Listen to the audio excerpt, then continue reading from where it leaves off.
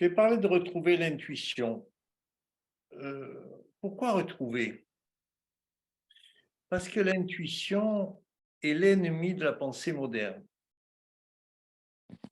Euh, Quand on lit par exemple, les Oedipe en Grèce, ils vont voir la Pythie. Il y a cette capacité d'avoir des voyants, qui voient le futur, le passé, le présent. Mais l'intuition est beaucoup plus générale que ça. On peut avoir l'intuition qu'il va pleuvoir demain, on peut avoir l'intuition que cette personne, je peux lui faire confiance alors qu'elle est patibulaire, ou au contraire, que cette personne qui me sourit, je m'en méfie. Vous voyez, l'intuition, elle est quelque chose au jour le jour qu'on utilise énormément et qu'on utilise même en mathématiques. J'ai fait du mathématique de haut niveau. Savoir où on doit chercher quand on travaille sur des espaces à dimension infinie, on ne sait déjà pas ce que c'est un espace de plus de 3 dimensions, on ne sait pas ce que c'est l'infini. Alors un espace qui a une infinité de dimensions, tout ce qu'on connaît de concret, il faut l'oublier. Et ce qui nous amène à chercher dans telle ou telle direction, c'est le cerveau droit, c'est une intuition, c'est pas rationnel, c'est par là qu'il faut aller. Alors pourquoi l'intuition est l'ennemi du monde moderne? Parce que l'intuition, je commence par là pour vous expliquer comment la retrouver, c'est-à-dire qu'il va falloir faire un basculement de nos croyances, ou en tout cas privilégier le côté traditionnel contre le côté moderne. La société moderne est une société qui a valorisé le rationnel, valoriser la matière, valoriser l'individu. C'est on peut dire la Renaissance a été le début avec l'humanisme. Et donc, on a eu jusque-là, l'intuition était une pensée supérieure à la raison. Par exemple, Aurobindo classe le mental de 5 manières. Il y a le mental ordinaire au café du commerce, le mental supérieur qui est la philosophie, le mental, le mental éclairé, le mental intuitif, et puis au-dessus, il y a le surmental qui sont les grandes religions, Jésus, Mahomet, etc. Donc on voit que le mental intuitif est au-dessus du mental éclairé, qui est au-dessus du mental supérieur.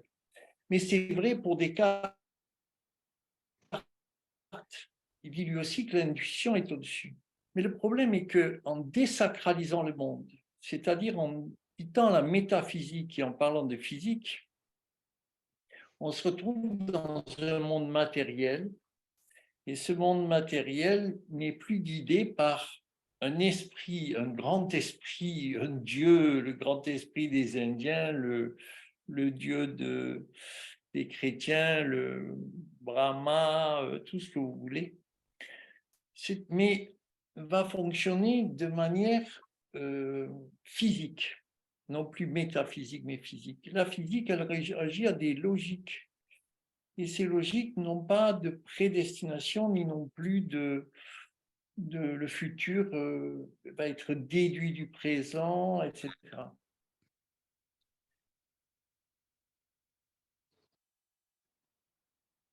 Retrouver l'intuition signifie, alors Kant, pour finir l'histoire, Kant a commencé à dire que l'intuition, on ne peut pas vraiment la vérifier, etc. Et donc maintenant, quand vous avez une intuition et que vous agissez suivant une intuition, on vous demande pourquoi tu fais ça, pourquoi tu penses comme ça, mais c'est pas sûr. Comme si la pensée rationnelle était sûre. Je veux dire, si vous écoutez les économistes, si vous écoutez la météo, si vous écoutez les pronostics de géopolitique, je ne peux pas dire que c'est actuellement tellement efficace. Mais cette croyance, c'est vraiment une croyance que le rationnel et la psyché supérieure et la pensée supérieure va faire un obstacle à l'intuition. c'est-à-dire va mettre le doute, va mettre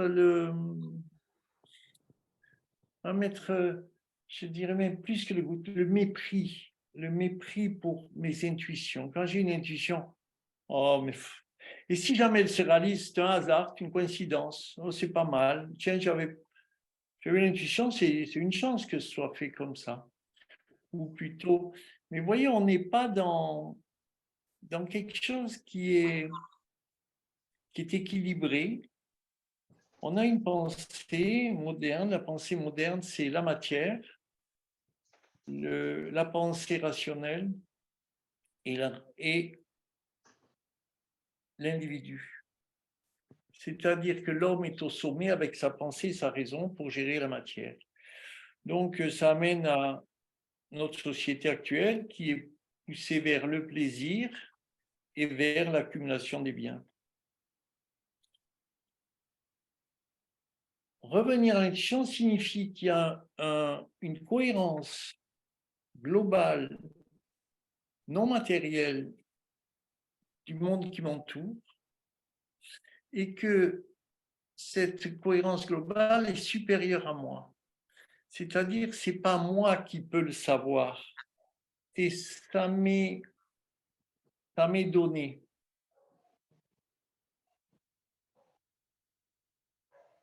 Ça veut dire que il va falloir avoir une grande humilité pour obtenir l'intuition. Alors, qu'est-ce que l'intuition? L'intuition, ça veut dire voir dedans au niveau étymologique. C'est une vision globale. Le rationnel, ratio, ça sépare. Le mental va séparer le mental analytique. Ana, c'est couper. Ratio, un ratio, c'est une fraction. Donc,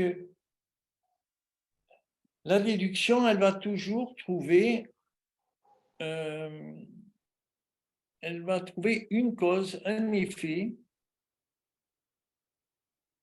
c'est-à-dire qu'elle va réduire le monde à un ensemble de causes, peut-être un ensemble de causes et des interactions, mais elle aura d'énormes difficultés à avoir une vision globale. Par exemple, si je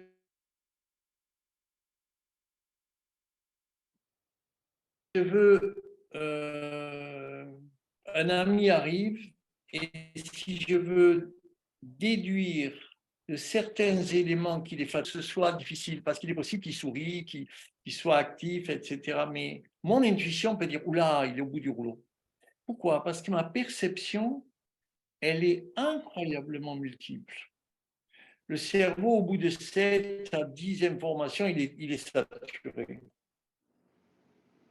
Si on me dit pour aller quelque part, tu prends à gauche, au prochain carrefour, tu as 3 voies, tu prends celle au milieu, puis après, à la 10e information, je ne me rappelle plus qu'est-ce qu'on m'a dit au départ.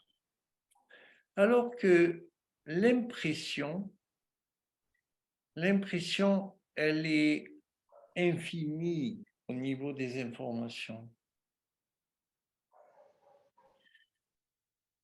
Quand vous percevez votre enfant, votre ami, la personne que vous croisez dans la rue, sans savoir rien d'elle, vous pouvez avoir une impression de quelqu'un qui est chaleureux, de quelqu'un qui est en colère, ou de quelqu'un qui est fatigué, alors que vous ne savez rien d'elle, et vous la croisez en une seconde.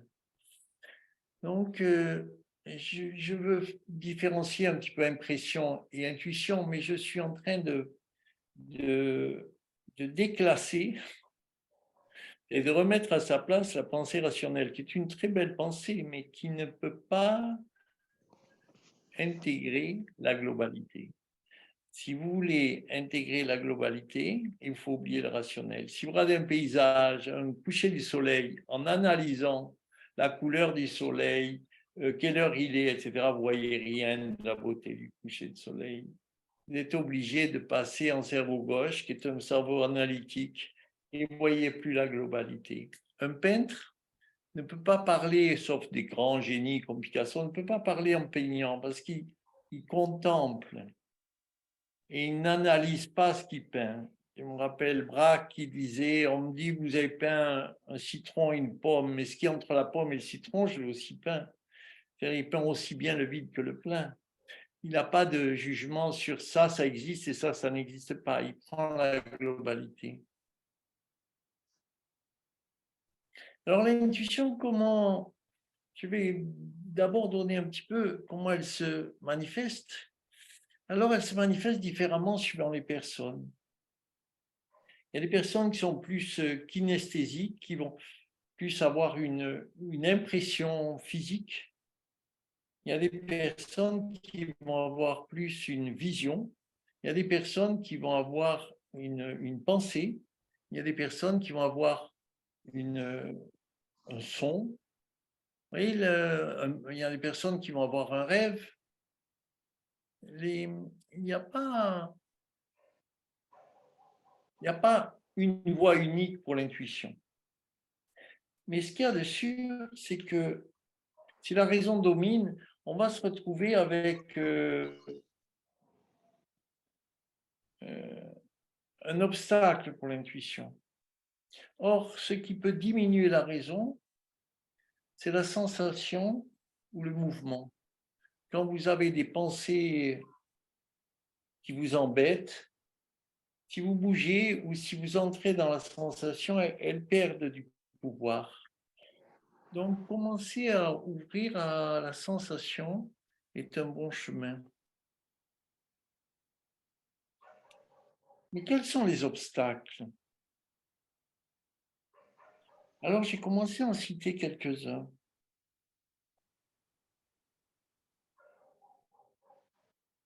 Je reviens à l'intuition est reçue.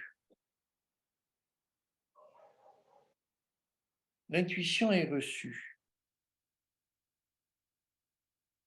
C'est-à-dire que c'est une connaissance supérieure que je ne peux pas élaborer.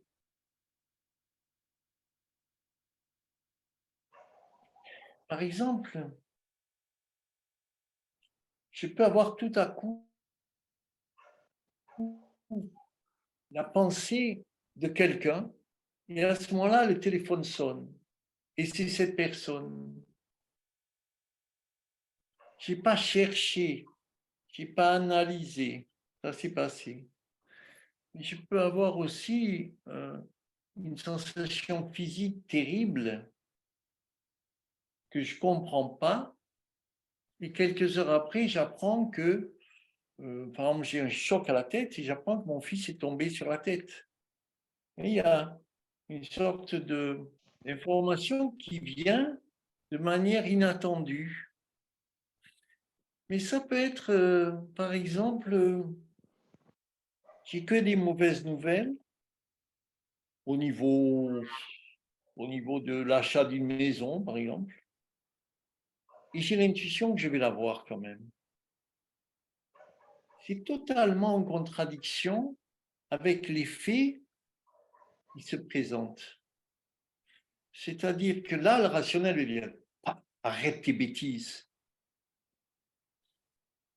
Mais on a, on a été touché par un savoir plus grand que les éléments analytiques ou que les éléments concrets qui nous ont été présentés. Et à l'inverse, on peut penser qu'il y a tous les signes positifs pour quelque chose et on pense que ça ne va pas marcher et ça ne marche pas.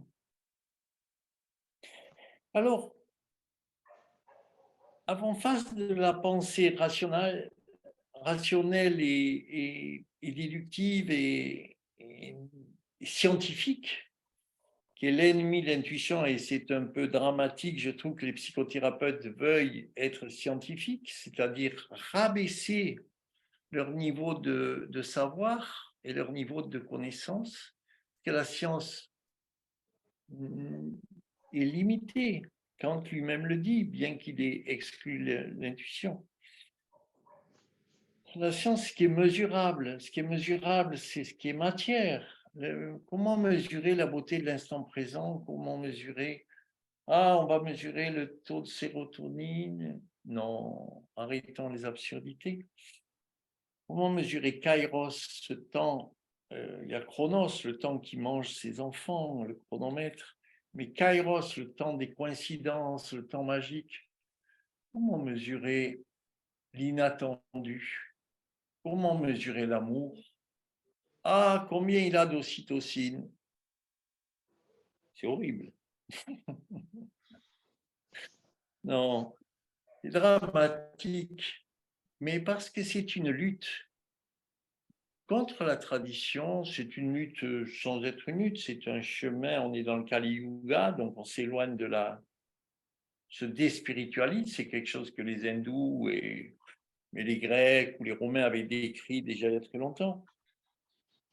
Il y a l'âge d'or, l'âge d'argent, là, on est dans l'âge de fer. Bon. Donc on a perdu la spiritualisation, le contact avec le spirituel. Ce qui est très étonnant pour les tribus traditionnelles qui nous regardent en pensant, mais qu'est-ce qu'ils font? Pourquoi ils pensent que matière et que bien matériel? Ils sont en vérité des sources de soucis et plutôt de malheur que de bonheur. Ah oui, ma machine à laver, ça me... Non, c'est juste un besoin nouveau qui fait que maintenant, il faut que je lave mes habits tous les 2 jours au lieu d'une fois 4 fois par an, mais qui est très pénible d'une certaine manière. C'est-à-dire que là, au fur et à mesure qu'on crée des outils, nous sommes dépendants de ces outils, au lieu d'utiliser ces outils au service du chemin de notre âme. Alors je reviens, il y a la pensée rationnelle, mais il y a une autre pensée que j'aimerais ne pas laisser prendre le contre-pied, qui est la pensée de je crée le monde que je vis. Donc là encore, on est titan, on est le maître du monde. Si je meurs, c'est que je pense que je vais mourir. Si j'ai une difficulté, c'est que j'ai voulu une difficulté, etc. Donc, des gens comme Lao Tse, Socrate ou Jésus ou Thérèse d'Avila sont des gens, ou Saint Jean de la Croix, sont des gens qui étaient un peu immatures, qui pensaient des choses difficiles et qui leur sont arrivées. Non, ce sont deux extrêmes. Un, seule la déduction explique le monde, et sans pouvoir l'expliquer d'ailleurs. On parle du Big Bang, la naissance du monde, mais avant le Big Bang, personne ne sait de quoi il s'agit. Et en plus, le Big Bang est un problème extrême parce que c'est tellement concentré que les électrons ne peuvent plus bouger. Si les électrons ne bougent pas, c'est le froid. Donc, ce n'est pas le chaud. Enfin bref, c'est des contradictions. Ce sont des contes de fées, mais des contes de fées désacralisés. Au lieu que ce soit le mariage du ciel et de la terre, comme les Gaïa et le nom m'échappe, Gaïa et le ciel qui font l'amour et qui créent le monde, ou qu'au lieu que ce soit au début était le verbe se fichait, on est le Big Bang. C'est-à-dire on a mis une matière qui n'est pas plus explicable et plutôt moins cohérente qu'au début était le verbe se fichait. C'est-à-dire qu'il y a une pensée qui crée la matière, un esprit qui crée la matière. Alors, je reviens à cette notion de je crée le monde. Je crée le monde. En réalité, ce que je pense est important et il va agir sur le monde. Mais il n'est qu'une petite goutte d'action. Un astrologue va vous dire à tel moment là, oulala, ça va pas être bon pour toi. Et à tel moment, ça va être bon pour toi. Et on peut être tout aussi idiot l'année où on nous a dit que ça va être bien que l'année où on nous dit que ça va être mauvais. Juste, on n'a pas les mêmes dimensions. Et penser que si quelqu'un que j'aime a un accident, c'est que moi je l'ai pensé et donc il est accident parce que moi je l'ai voulu, c'est un délire assez cruel, je trouve. Donc, je reviens à cette spiritualisation du monde, c'est-à-dire de sortir vers une révolution. Je ne suis pas le maître du monde. L'humanisme, le sommet, c'est l'individu. Non, l'individu ne peut pas vivre L'air que je respire, c'est pas moi qui l'ai créé, ce sont les plantes à côté de moi, la nourriture que je mange, c'est pas moi qui l'ai créé.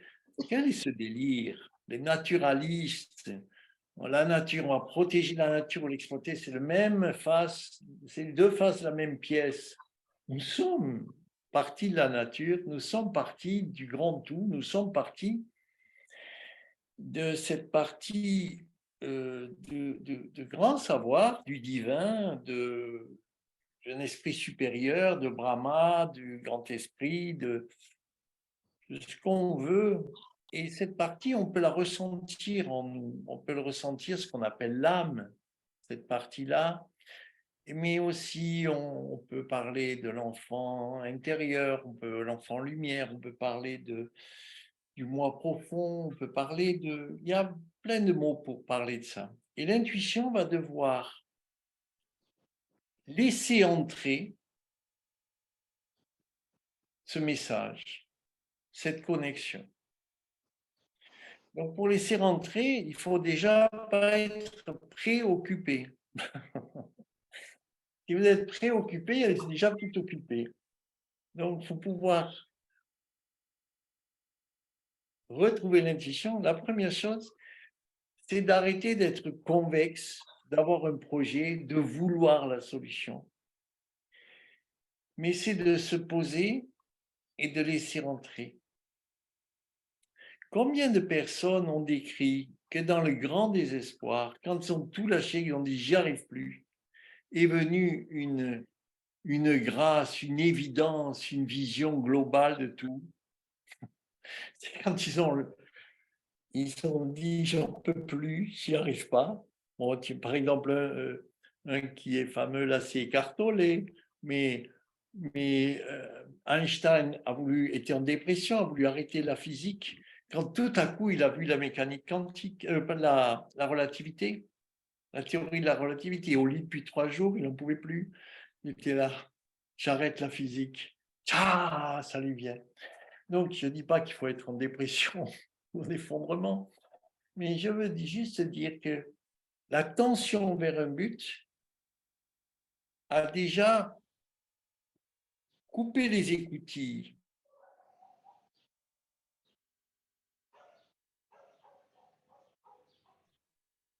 Je ne veux pas dire qu'il ne faut pas être tendu pour un but. Je veux juste vous dire que, pas vous dire, juste dire, Tiff, on donnera plus d'espace au message que d'être dans le projet, dans il me faut une solution. Je vais faire ça, je vais faire ça, je vais m'agiter. M'agiter. Au lieu de recevoir, je vais m'agiter. Si vous regardez les récits traditionnels et même actuellement, quand il y a des grands problèmes, en général, les personnes se retiraient. Elles allaient sur la montagne, elles sortaient de l'agitation. Mais même maintenant, quand il y a un grand problème, quelquefois, c'est bien de prendre un week-end sans téléphone. Et là, les choses peuvent revenir. Et les obstacles, ça va être la pensée moderne, le rationnel et la pensée supérieure, alors qu'en vérité, elle est au-dessous de l'intuition et largement. Donc, si c'est pas démontré, c'est pas vrai. Par exemple, si tu me démontres pas que je peux avoir confiance en toi, j'y ai pas confiance. Comment je peux démontrer que tu peux avoir confiance en moi? Les escrocs sont très bons pour donner une fausse image. La confiance, elle ne se démontre pas. L'amour, il ne se démontre pas. Si tu ne me démontres pas que tu m'aimes, j'y crois pas. Oh là là. Vous voyez, c'est... Moi, je sais que quelqu'un m'aime, mais il m'engueule tout le temps, mais je sais qu'il m'aime. Mais c'est pas... Si t'aimes pas, regarde, il t'engueule tout le temps, il te donne... Non, c'est qu'il est radin, mais il m'aime beaucoup. Vous voyez, on a cette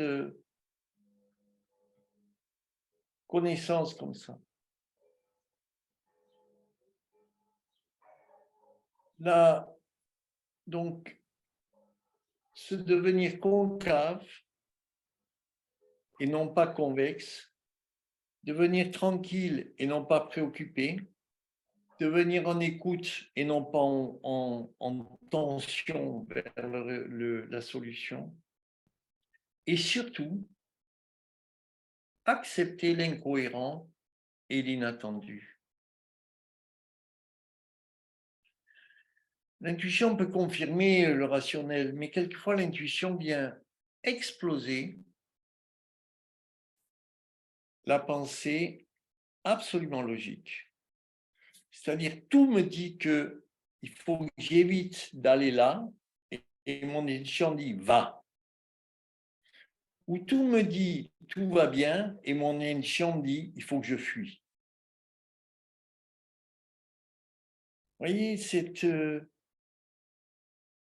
chose bizarre, où une connaissance supérieure aux signaux me signale va-t'en. Alors, je peux raconter une histoire comme ça de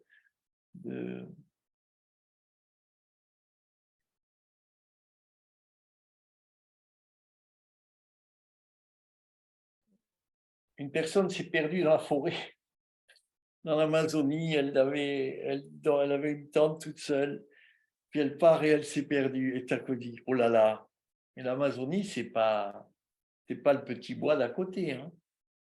Et l'Amazonie, je ne sais pas si vous êtes allé, c'est quasiment impossible de se retrouver, parce qu'il n'y a pas des grandes montagnes, c'est tout vallonné, tout partout, et le soleil, il est souvent brumeux, et quand il est à la verticale, il est en haut, on ne sait pas où est l'est, l'ouest, le nord, le sud.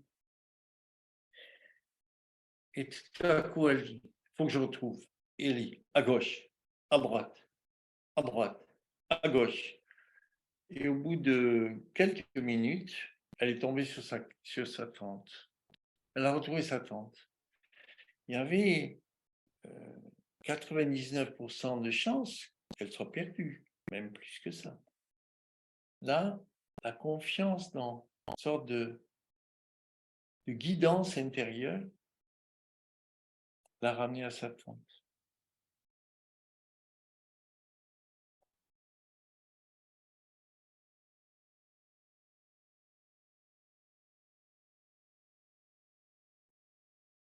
Alors, pour la retrouver, l'intuition, il faut plusieurs choses. Il faut d'abord accepter qu'elle ne marche pas. C'est-à-dire, par exemple, vous pouvez vous entraîner à deviner qui téléphone, ou quand il y a un coup de fil, ou etc. Actuellement, c'est difficile, c'est tout écrit. Mais si vous avez un fixe, tiens, le téléphone sonne, ah, c'est un tel. Évidemment, vous allez vous tromper. Mais quand vous calculez, vous faites du rationnel, ne me dites pas que vous ne vous trompez pas. Vous vous trompez. Quand vous faites votre budget, est-ce que toujours c'est impeccable à la fin du mois? Vous avez exactement l'argent prévu? Bien sûr que non. N'empêche que le mois suivant, vous pouvez refaire votre budget et vous allez vous tromper. C'est évident qu'on va se tromper. On n'a pas la science infuse, on n'est pas Bouddha, ou je ne sais même pas si Bouddha se trompe ou se trompe pas. On n'a pas ce pouvoir. La première chose, accepter de se tromper. Comme quand vous faites du ski, vous voulez apprendre le ski, il faut accepter de tomber. Ah, vous tombez, j'arrête le ski, je ne sais pas en faire. Mais bien sûr, tu ne sais pas en faire, il faut continuer. Petit à petit, tu vas y arriver. La deuxième chose, c'est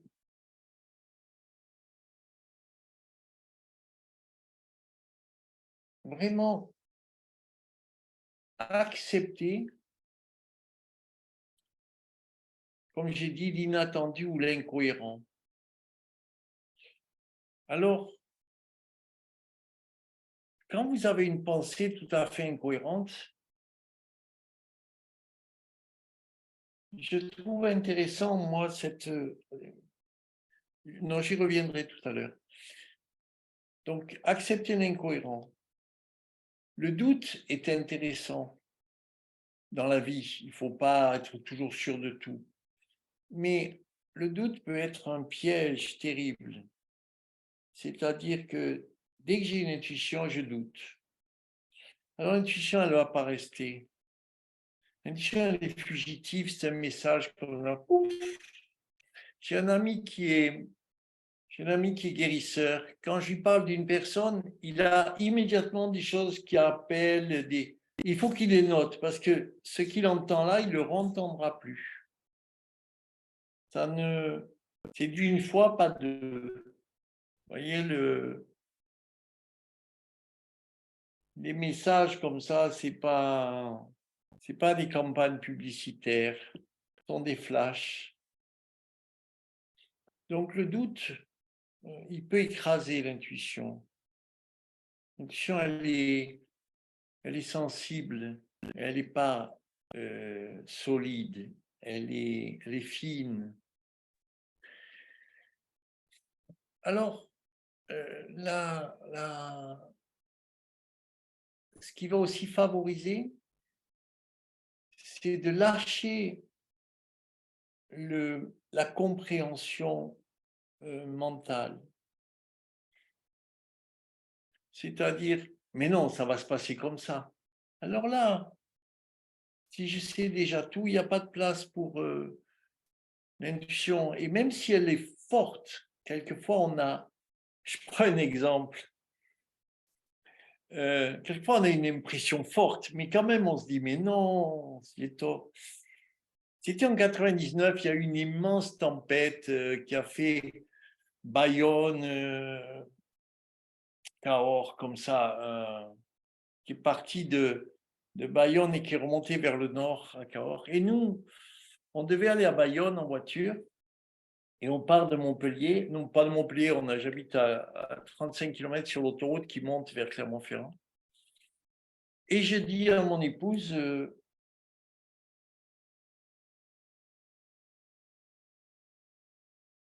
ben tiens, on va passer par le nord, ça n'a aucun sens. Et là, ma chienne, et puis on monte sur l'autoroute et mon épouse dit, c'est bizarre, j'ai un cœur de lapin, qu'est-ce que tu veux dire? Mais j'ai peur, je vais trop vite, non, non, je ne sais pas, j'ai peur. Et puis on arrive vers Albi, j'ai dit, on va pas sur Albi, on va aller sur Cahors, etc. Et on s'est retrouvés exactement dans cette tempête. On a passé toute la nuit pour faire les 100 derniers kilomètres. Alors, c'est très intéressant parce qu'on a eu trois intuitions. La chienne, danger, Christiane, danger, et moi, aventure. Mais sans savoir qu'il allait y avoir une tempête quelques heures après. Oui, c'est extraordinaire parce qu'il n'y avait aucune raison pour mon épouse d'avoir peur. On était sur l'autoroute à 130, il n'y a presque personne sur cette autoroute. Moi, je n'avais aucune raison que je parte vers le nord. Vous voyez, on n'avait pas une intuition assez développée pour savoir que on allait vers une tempête qui n'avait pas démarré encore. On a mis 5 heures pour arriver. C'est là qu'à la radio, on a entendu, en prenant l'essence, il y a une tempête, Christian Million s'arrête ou pas. Puis non, on continue. Là, il y a eu les arbres qui tombaient sur la route. Enfin bref,